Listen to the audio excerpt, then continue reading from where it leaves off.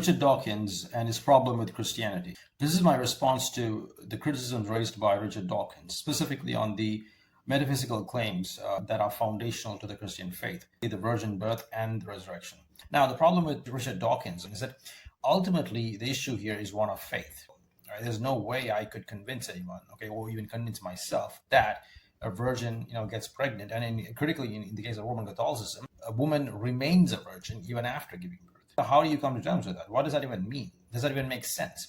Well, the answer is they're not meant to make sense. They're not meant to, be rationalized and understood.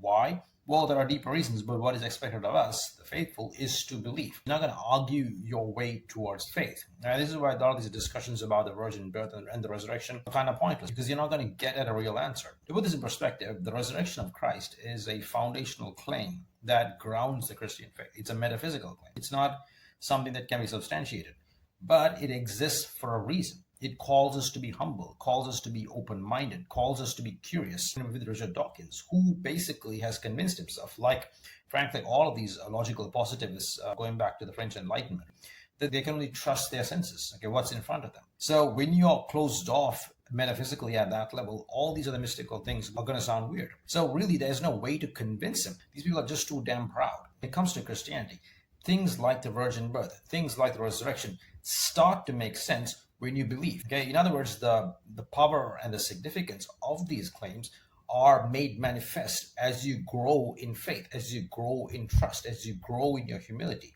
In life, certain things are just beyond us. They cannot be comprehended. Most critically, why God created the universe. Why God made us. You have Richard Dawkins, who talks a big game about evolution and life and biology and so on.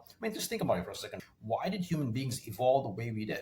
According to Richard Dawkins, we are just there for replication, survival value. But if that is the case, why do human beings evolve to reproduce sexually? Asexual reproduction seems a lot easier, more efficient. Think about it, right? To reproduce as a human being, and this is one of the foundational arguments that Richard Dawkins makes in his books, to the replication aspect. Why do we have to go through the trouble of going out?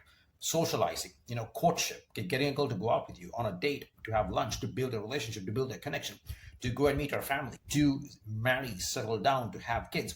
Why is it so complicated? Why does it require so much sophistication? Instead, we can just, like bacteria or viruses, just reproduce like that, given our level of sophistication. Even within the context of the biological, survivalist, Darwinian worldview, a lot of these questions don't make sense. Why did we human beings evolve to have such sophisticated brains, to think about the universe, to think about God? Why? And when it comes to those types of questions, Richard Dawkins is silent.